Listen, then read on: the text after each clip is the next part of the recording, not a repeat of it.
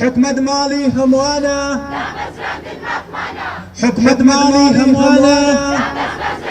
قوتابیان و دەرچوانی کۆلێژی پەرستیاری زانکۆی سلێمانی لە دژی دانەمەزراندن و کردنەوەی کۆلێژی پەرستیاری لە زانکۆ هەلیەکان خۆپشاندانیان ئەنجامدا. ئەو قوتابیانە پێیان وایە حکوومەتی هەرێم و وەزارەتی خوێندنی باڵا ئەوانی پشتگوێ خستووە و گرنگیان پێنادات. بەو پێی پێداویستی تاقیگە بۆ کۆلێژەکەیان دابین ناکات و ماوەی 3 ساڵیشە هیچ دەرچوویەکی کۆلێژەکەیان دانەمەزراندووە. وەخت کۆلێژی پەرستاری خوێندکارانی کۆلێژی پەرستاری لە زانکۆی سلێمانی بڕیاری بایکۆتی هۆڵەکانی خوێندنمان داوە بەهۆی ئەو نەعەدالەتی بەرامبەر خوێندکاری کۆلێژی پەرستاری ئەکرێ کە نەعەدالەتیەکانیش بەکردنەوەی زانکۆی ئەهلیە بۆ خوێندکاری کۆلێژی پەرستاری کە بە دەرەجەیەکی زۆر کەمتر لە بەشی ئێمە خوێندکار وەرەگرێ ئەمە لە لایەکی تری شەوانێ لە زانکۆی پۆلتەکنیکی زانکۆی سلێمانی کۆلێژی تەندروستی کۆمەڵ بە هەمان ستافی مامۆستاوە بە هەمان بیناوە ناوی بەشەکەیان گۆڕیەوە بۆ کۆلێژی پەرستاری. ئێمە ئەم سوکایەتێ قبوڵ ناکەین هەر کەسێک هەڵسا لەلایەکەوە کۆلێژی پەرستاری کاتەوە.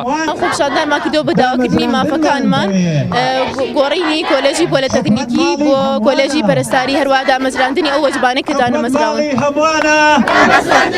قوتابیان بۆ بەدەستهێنانی مافەکانیان بایکۆتی هۆڵەکانی خوێندنیان کردووە.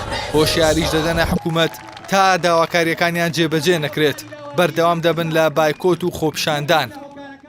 ئێمە خۆپیشاندانمان کردووە بۆ بەهێدیێنانی مافەکانمان بەردەوامین هەتا گەشتن بە ئامانجەکانمان واز ناێنی کردووە کە کۆلێژی ئەهلی نەکرێتەوە. هۆکاری ئەمە چییە؟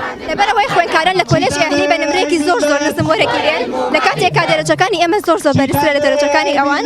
ئەمە ناڕەواییە بەرامبەر بە ئێمە. سێوەزبەی دانەمەزراومانەیە داواکارین ئەو سێوەزبێمان بۆ دابمەزرێنن و جگە لەوە داواکارین زانکۆ ئالیەکان نەمێنێت ئەوانەی کە بەپارن. دامەزراندنمان دەوێت دامەزراندنمان دەوێت. سەرڕای دانەمەزراندنیان قوتابیان و دەرچوانی کۆلێژی پەرستیاری ناڕازین لاکردنەوەی بەشە پزیشکەکان لە زانکۆ هەلیەکاندا. بەو پێی لەو زانکۆیانەدا قوتابیان با نمرەیەکی کەمتر لە بەرامبەر پارەدا وەردەگیرێن و مافی خوێندنیان پێدرێت.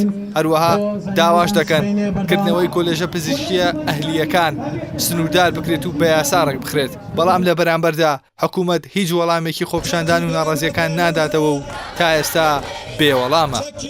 ئیحسان سابر کەناڵی ئاسمانی پەیام سلێمانی.